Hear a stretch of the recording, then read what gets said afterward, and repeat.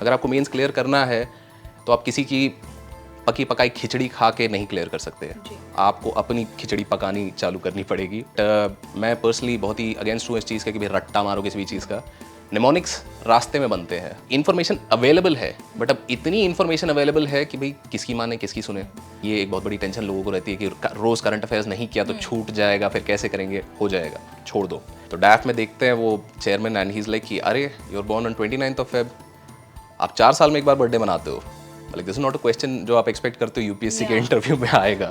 Pressure करते थे candidates को इतना जोरदार, इतना ज़बरदस्त कि भाई सांस नहीं ले पा रहे लोग। सर चेयर पीछे करते हैं, थोड़ी अपनी टेबल के ऊपर पैर रखते हैं, दोनों फोल्ड करते हैं एंड इज़ लाइक मुझे पता है तू सर्विस में क्यों आ रहा है, तू पैसा खाने के लिए आ रहा है।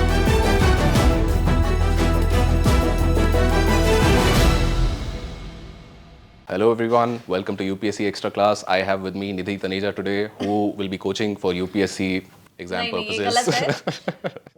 अभिजीत यादव आज यूपीएससी एक्स्ट्रा क्लास में और ये करते हैं, हजार बच्चों की कोचिंग करवाते हैं, मेंटोरशिप देते हैं सभी स्टूडेंट्स को।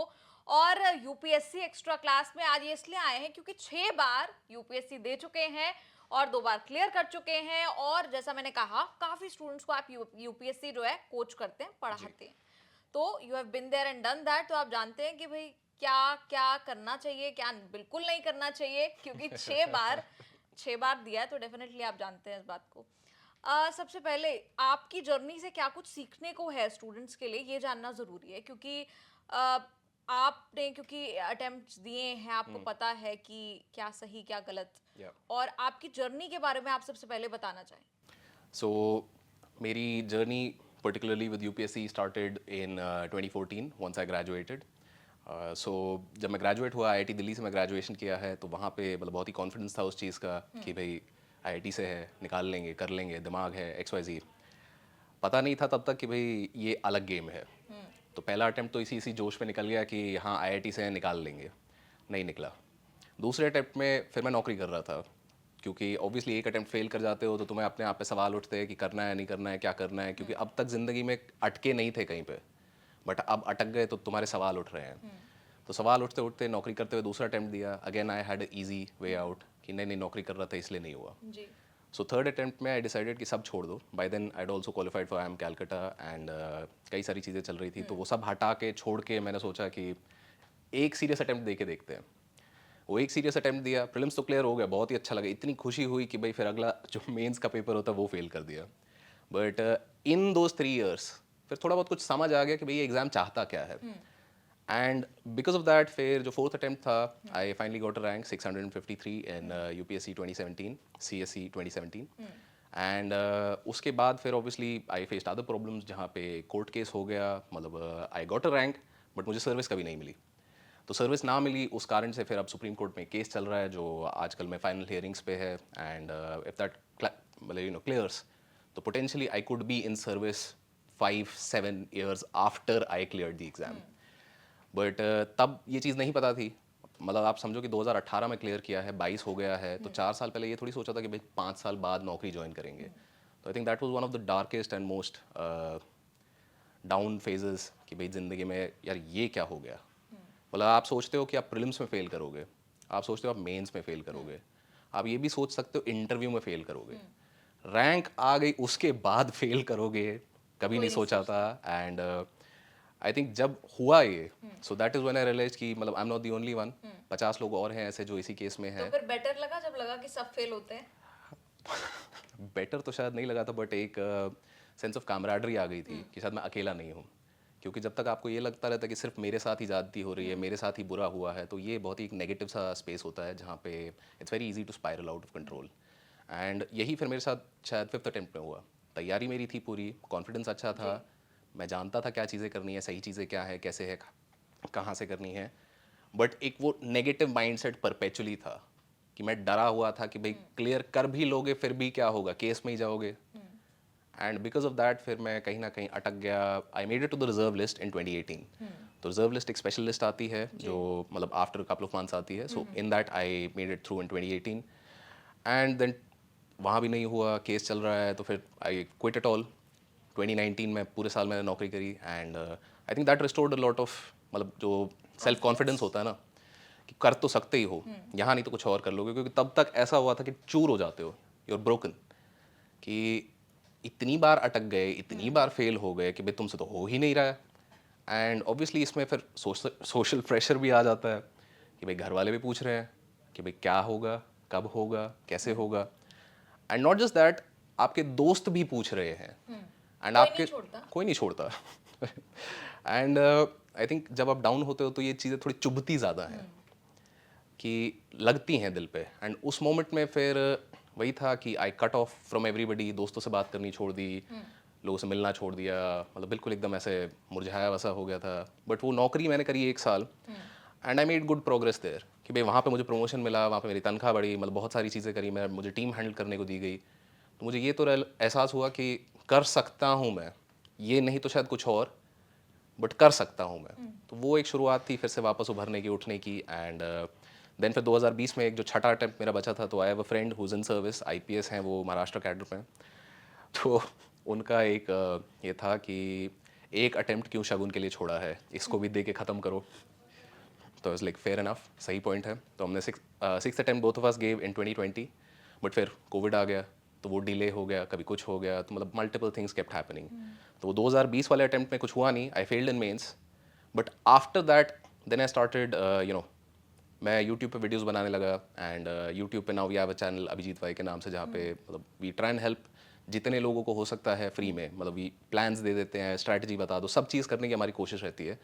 And for that we have our platform upscprep.com as well, जहाँ पे कोशिश यही है कि भाई जितने ज़्यादा लोगों को जो मुझे दिक्कतें आई थी शुरू में, मैं उनकी वो हटा पाऊँ। हाँ, मेरा सवाल भी अगला यही था या कि आपको जो अभी यूपीएससी एस्पिरेंट्स देख रहे हैं या वो कहीं ना कहीं ये जरूर जानना चाहते हैं कि आपको लगता है कि कभी कोई मुझे पहले अटेम्प्ट में ही बता देता ये सब चीजें तो आज शायद मैं जल्दी क्लियर कर लेता या कुछ ऐसा, तो आप आज उन सभी स्टूडेंट्स को बता सकते हैं।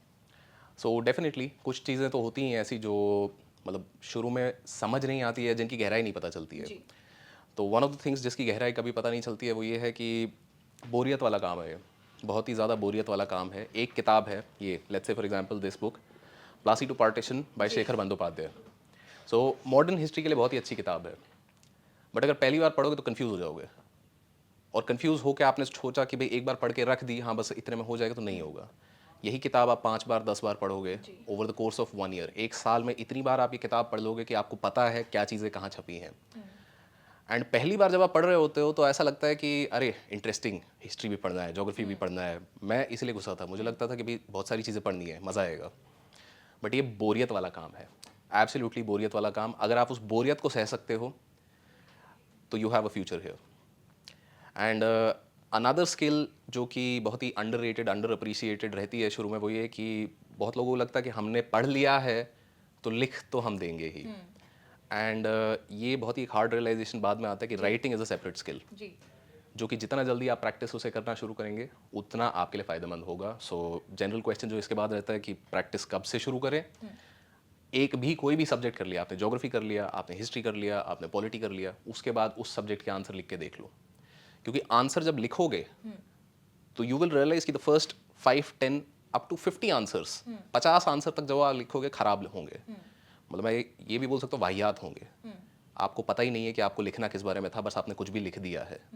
बट जब तक आप वो 50 आंसर निकालोगे नहीं, लिखोगे नहीं, तब तक वो जो 51st आंसर था, जो अच्छा आंसर होने वाला है, वो नहीं आएगा। तो आई थिंक ये दो चीज़ें अगर आप समझ सकते हो इन योर फर्स्ट अटेम्प्ट कि भाई बोरियत होने वाली है ज़ोरदार, एक्सेप्टेंस होनी चाहिए उस चीज़ एक्सेप्टेंस होनी चाहिए, क्योंकि आज की डेट में ये बहुत ही ज़्यादा और इम्पोर्टेंट है। We live in the day of Instagram, YouTube. मुझे बोरियत का तो मतलब मौका ही नहीं मिलता। एंड देन अगर आप सिविल सर्विसेज की तैयारी कर रहे हो तो यू आर चूजिंग बोरियत, तो ये बहुत ही एक डिफिकल्ट चॉइस होती है, जो कि काफ़ी लोग फिर मतलब इसमें मुश्किल में रहते हैं। जी।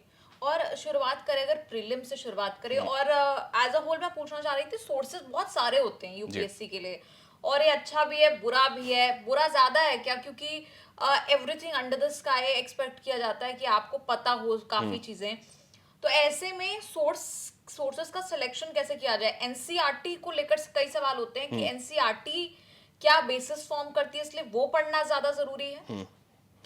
सो आई थिंक एक रिसेंटली मैं ये कहीं एग्जांपल दे रहा था, तो I use that example here.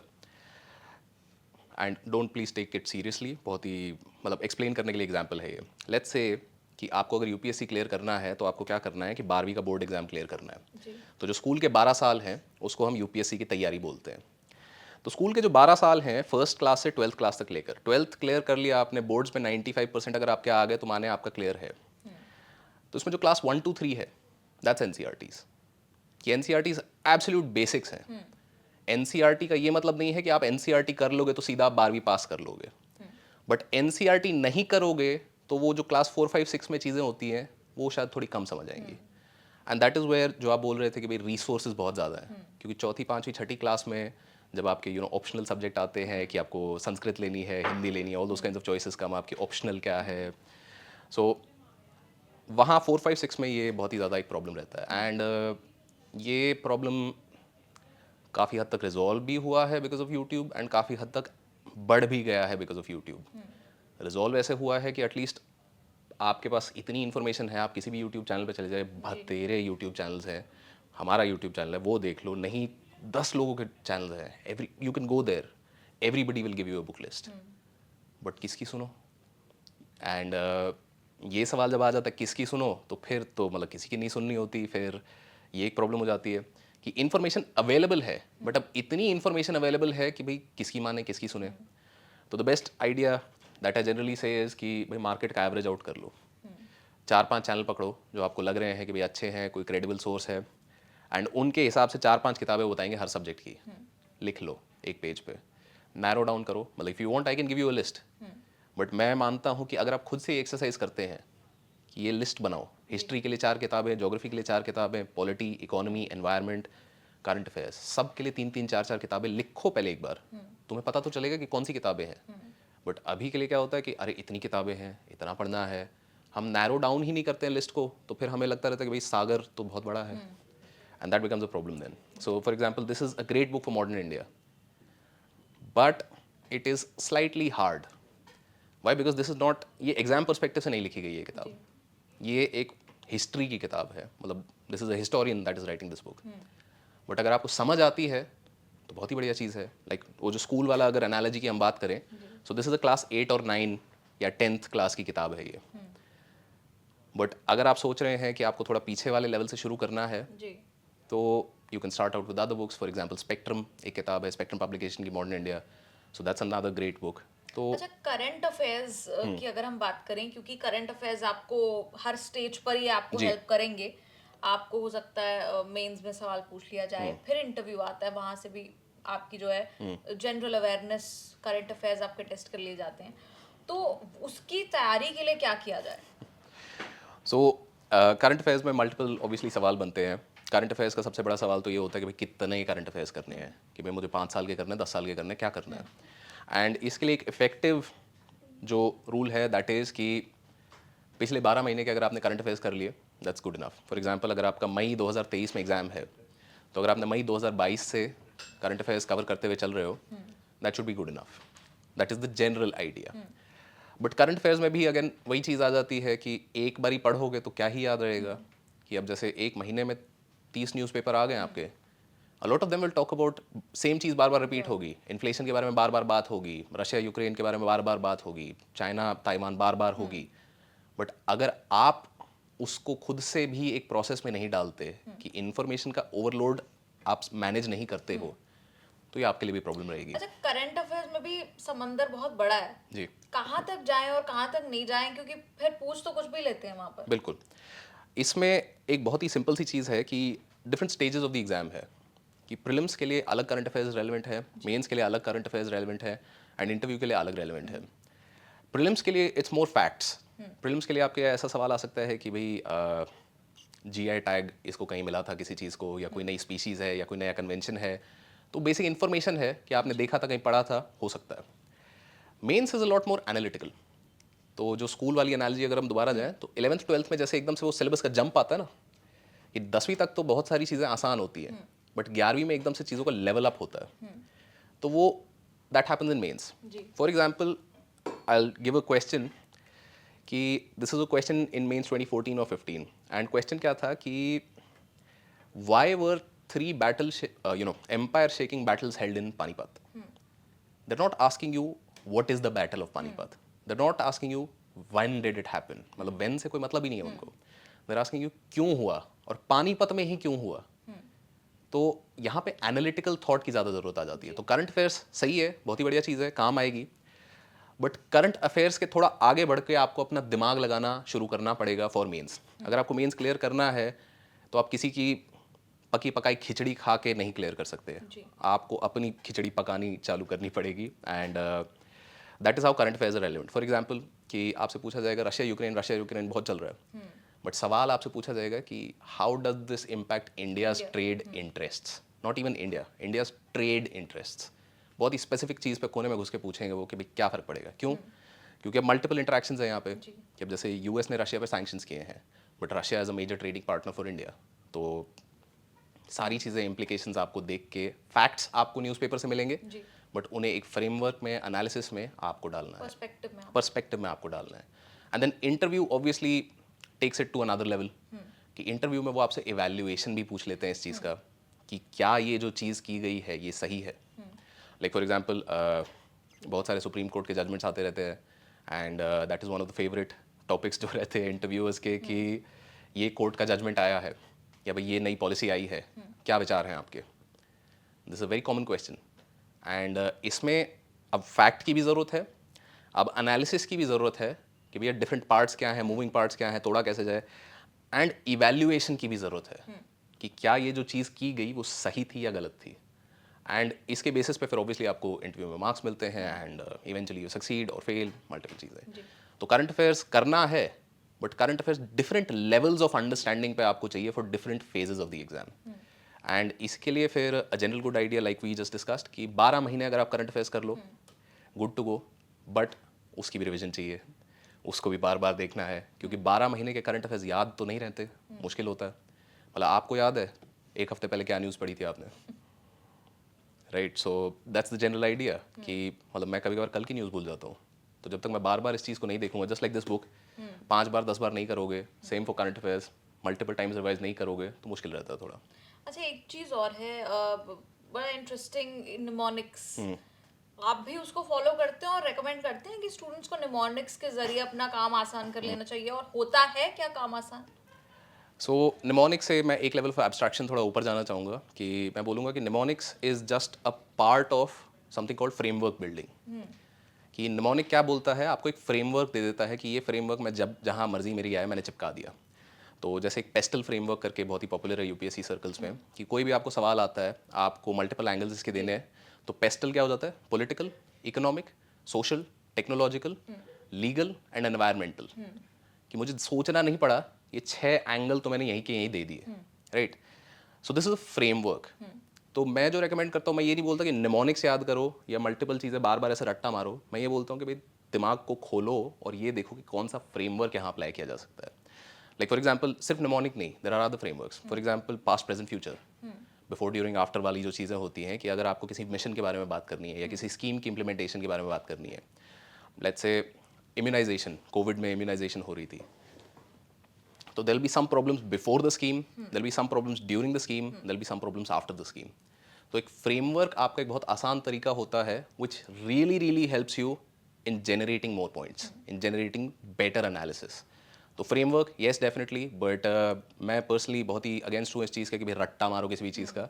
Mnemonics रास्ते में बनते हैं, बट अगर फ्रेमवर्क बनाना आपको आ गया, दिमाग आपका खुल गया कि भैया क्या स्ट्रक्चर दिख रहा है आपको इन्फॉर्मेशन का, तो I think that's a more useful thing. अच्छा अभिजीत, एक सवाल ये भी कि अगले जो कुछ महीने हैं वो स्टूडेंट्स के लिए बहुत इंपॉर्टेंट है, और ऐसे में क्या वो जो वक्त है आज से लेकर आप तब तक का एक अंदाजा लगा लीजिए, क्या वो काफी है अपनी यूपीएससी की तैयारी करने के लिए?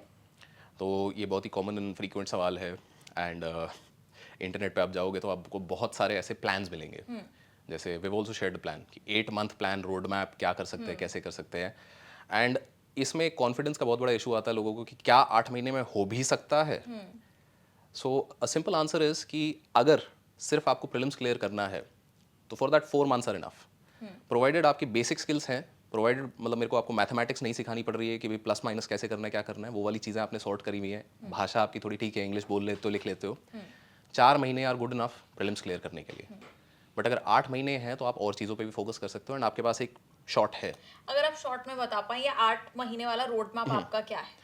तो 8 महीने का रोड मैप जनरल आइडिया जो हम देते हैं, जो लाइक अभी हमारे कोर्स में भी चल रहा है, तो उसमें क्या होता है कि इफ़ यूर एब्सोल्यूट बिगिनर, बिल्कुल ही ज़ीरो से तैयारी आप शुरू कर रहे हो, तो अभी अगले 3 महीना 4 महीना टिल एंड ऑफ जनवरी आप जीएस का सब्जेक्ट एक एंड ऑप्शनल, जी। इन 2 चीज़ों पे सिर्फ ध्यान दोगे।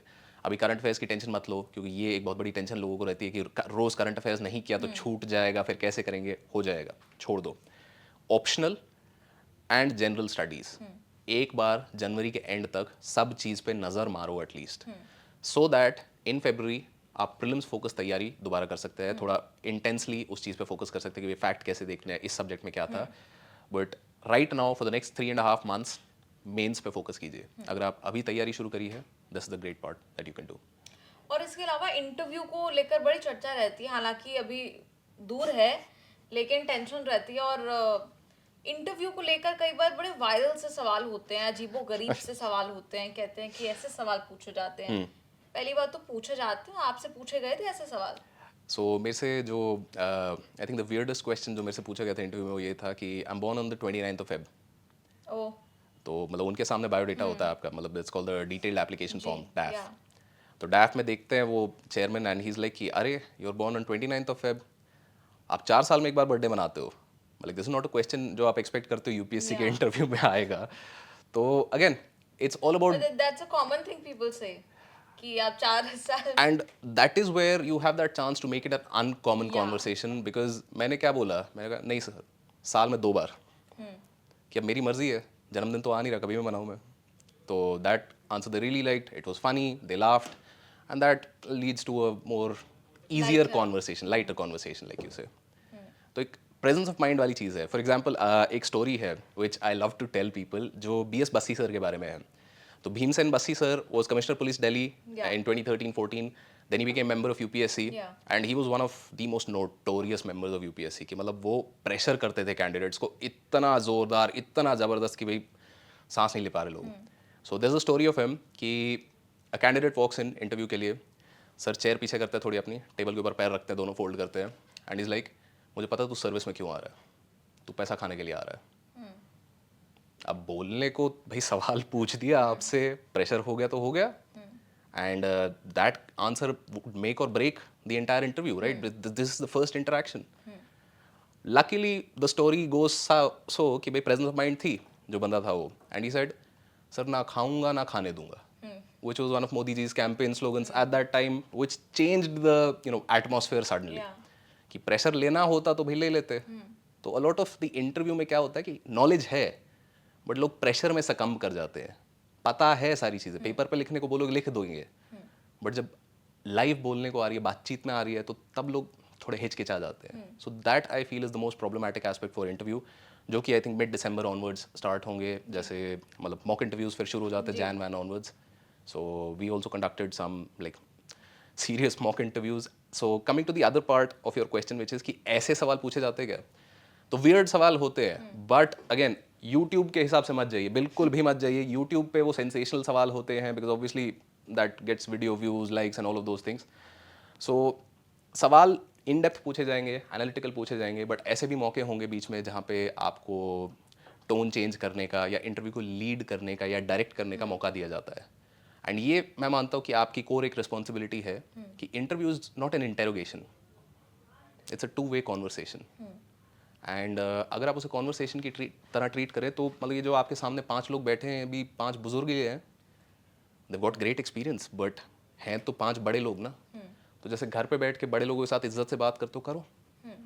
And what I found is कि वो mind set shift sometimes helps people. So that's the general idea. And ये ही मतलब हमारी कोर फिलोसफी रहती है in our interview guidance programmes and all of those कि यू नो इट। अगर मेंस क्लियर करके यहाँ तक आ गए हो ना, तो पता है आपको चीज़ें, जस्ट बोलने की सफाई पे थोड़ा काम करेंगे अब हम। But what do they exactly test आपके इंटरव्यू में? आपकी अप्रोच, आपका माइंडसेट, क्योंकि नॉलेज आपको है, ये तो प्रीलिम्स मेंस में एक आइडिया उनको लग गया है। बिल्कुल। So interview I feel is a test of temperament, कि इट्स नॉट अबाउट आपकी नॉलेज टेस्ट हो रही है क्या हो रहा है, it's more about how you adapt to situations. So जैसे 5 मेंबर होते हैं यूपीएससी के पैनल में, एंड जो चेयरमैन होंगे उनके जनरली क्या सवाल होते हैं कि आपके डैफ से related, it could change obviously not the case, but ये डिवीजन उनके बीच में उन्होंने कर लिया होता है बिफोर हैंड कि one person will ask you questions related to DAF which is your detailed application form, कि भाई आप कहाँ से पढ़े हैं, क्या आपका बैकग्राउंड है, आपने ग्रेजुएशन कौन सा सब्जेक्ट है, वर्क एक्सपीरियंस है या नहीं है, वर्क में क्या किया नहीं किया. One person will ask you questions about international relations, कि भाई ये चल रहा है वो चल रहा है कैसे होगा. अब नॉलेज ये जो सारी है ये मेंस में ऑलरेडी टेस्ट हो चुकी है like you say. So interview is not a test of your knowledge any more. It is more about कि आप किस तरीके से उस नॉलेज को सवाल के मुताबिक मोल्ड कर सकते हैं live. Why? Because I feel कि यूपीएससी ने जो एग्ज़ाम पैटर्न सेट किया है ये इस चीज़ को मद्देनजर रखते हुए किया है कि ये जो लोग सेलेक्ट होंगे ये पब्लिक फेसिंग फंक्शनरीज हैं. आप लेट्स से एक आईएएस आईपीएस बन जाते हो, आप डिस्ट्रिक्ट में हो, मॉब आ गई आपके सामने, आंसर थोड़ी लिखने जाओगे, थोड़ा प्रेजेंस ऑफ माइंड चाहिए. So that is one of the मतलब main things that they test कि भाई प्रेशर में आते हैं कि नहीं आते. क्योंकि अगर इंटरव्यू में बैठ के आप प्रेशर में आ जाओ, it's a fair point, pressure में आ सकते हो. क्यों? क्योंकि अगर आप ऐसा मान के चलो कि भाई मेरी ज़िंदगी के 5 साल मैंने लगा दिए, फिर मैं इंटरव्यू में आया हूँ, निकालना है नहीं करना है, it's a very pressure stressful situation बना सकते हो आप. बट अगर आप डिस्पाइट दैट उसको राइड कर सकते हो, उसके साथ खेल सकते हो, यू कैन इंटरैक्ट एंड आप कॉन्वर्सेशन कर सकते हो लोगों के साथ एक. So then I feel that sends a very good impression कि हाँ जी ये जो कैंडिडेट है they can adapt. They have the knowledge, but they also know how to use the knowledge. They also know how to communicate well. क्योंकि in the end, as a public functionary, communication के बिना तो कुछ होगा नहीं. आप IAS हो, IPS हो, आईआरएस हो, कहीं भी किसी भी सर्विस में आप हो, you are not going to be, executing things on the ground.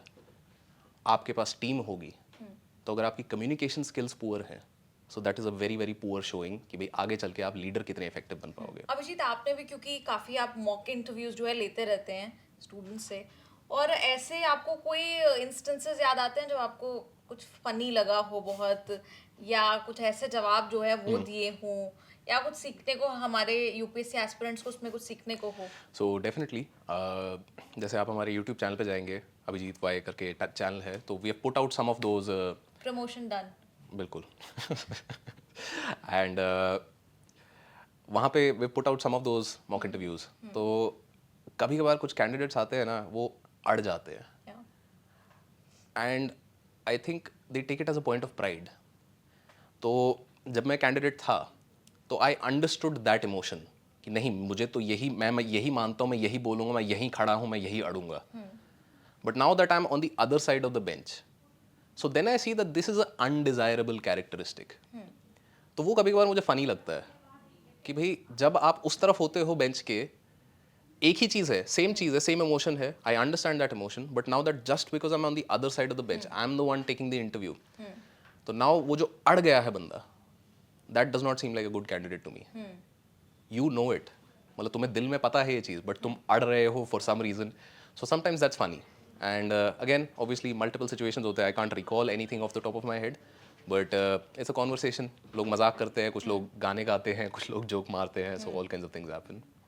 But ये एक मैंने देखा भी है कई स्टूडेंट्स को कहते हुए, कई टॉपर्स को कहते हुए कि उन्हें एक मौका मिला ऐसा कॉन्वर्जेशन लीड करने का, तो एक मौका मिला तो गाना सुना दिया, एक मौका मिला तो जोक सुना दिया. ऑब्वियसली कि ऐसा नहीं कि मतलब वहाँ कोई टॉपिक लीड ऑन ही ना हुआ हो और आप अब्रप्टली कोई गाना सुना दे, लेकिन आपको अगर ऐसा मौका मिले इंटरव्यू में जहाँ पूरे माहौल को लाइटन कर सकते हैं, बिल्कुल करना चाहिए.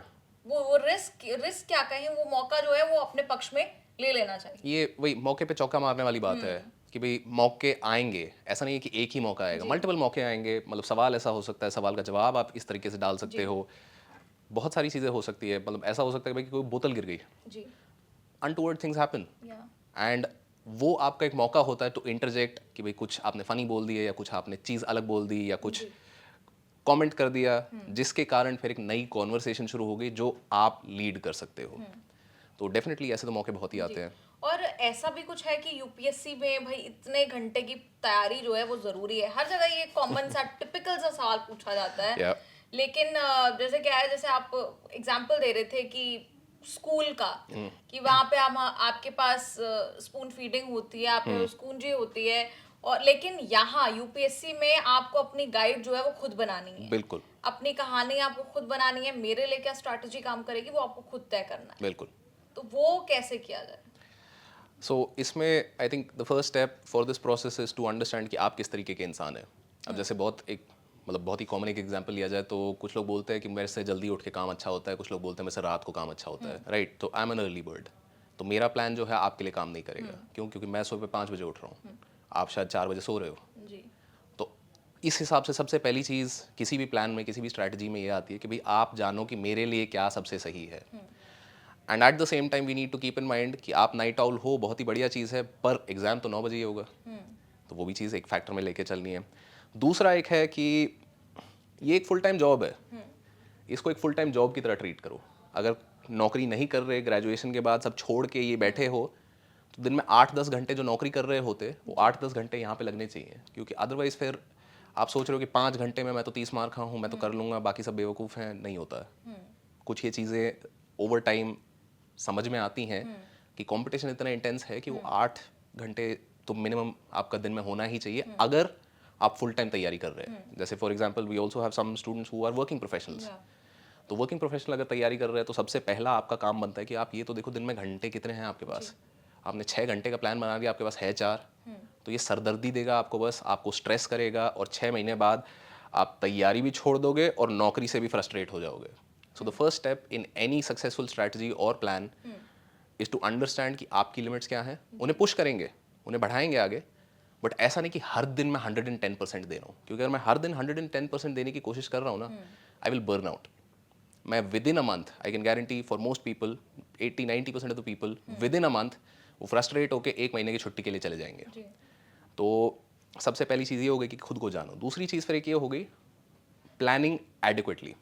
एडिक्वेटली का इसमें क्या मतलब है कि अगर लेट्स से फॉर एग्जांपल आप दिन में इस किताब के 100 पेजेस पढ़ सकते हो, आपके प्लान के मुताबिक सिर्फ 80 पेज होने चाहिए। क्योंकि 100 पेज अगर आपकी कैपेसिटी है तो मतलब उसमें गलती का कोई स्कोप नहीं है। एंड गलतियां तो दिन में होंगी, भाई घर पे कोई आ जाएगा, घंटी बज जाएगी, कुछ हो, मतलब multiple things happen. And if you do not have space for those mistakes in your plan will fail sooner और लेटर। तो ये 2 बेसिक प्रिंसिपल्स हैं। एंड तीसरा फिर एक प्रिंसिपल आता है रेपिटेशन का। मैंने हिस्ट्री किया let's say in the month of October, but अगर मैं इस हिस्ट्री को दोबारा जनवरी में नहीं करूंगा तो जून तक तो डेफिनेटली भूल जाऊंगा मैं। तो तीसरा चीज़ हो जाती है रेपिटेशन। तो इनको अगर आप मद्देनज़र रख के ध्यान दो कि भैया ये सब्जेक्ट करने हैं, इन किताबों से करने हैं, तो आप बहुत ही एक अच्छे से अंदाज़ा लगा सकते हो। Let's say for example this book is 550 pages. अगर मैं घंटे में 10 पेज भी पढ़ता हूँ, मुझे 50 घंटे लगेंगे, 55 घंटे लगेंगे ये किताब पढ़ने में। अगर मैं दिन में 8 घंटे पढ़ रहा हूँ, 8 दिन में हो जाएगी डेफिनेटली, राइट? पढ़ना है, समझना नहीं है, कुछ नहीं करना। अंदाज़ा तो मुझे लग गया ना कि मैं कितने में कर सकता हूँ।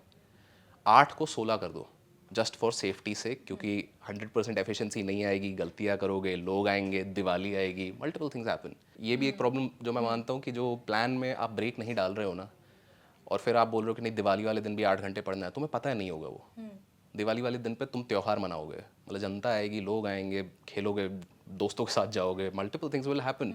और फिर अगर आपको 8 घंटे पढ़ने का स्ट्रेस भी है तो वो आपको खाएगा थोड़े थोड़े दिन बाद। So that's what you have to understand and keep in mind कि ये एक बहुत ही important and unspoken aspect of civil services exam preparation है कि अपने मेंटल स्टेट को आपको कॉन्स्टेंटली गेज करते रहना है कि क्या मैं स्ट्रेस्ड हूँ, क्या मैं ओवरवर्कड हूँ, क्या मुझे मज़ा आ रहा है, नहीं आ रहा तो क्यों नहीं आ रहा, बदल क्या सकते हैं हम, can I change something, can I change the subject, can I may be try something else.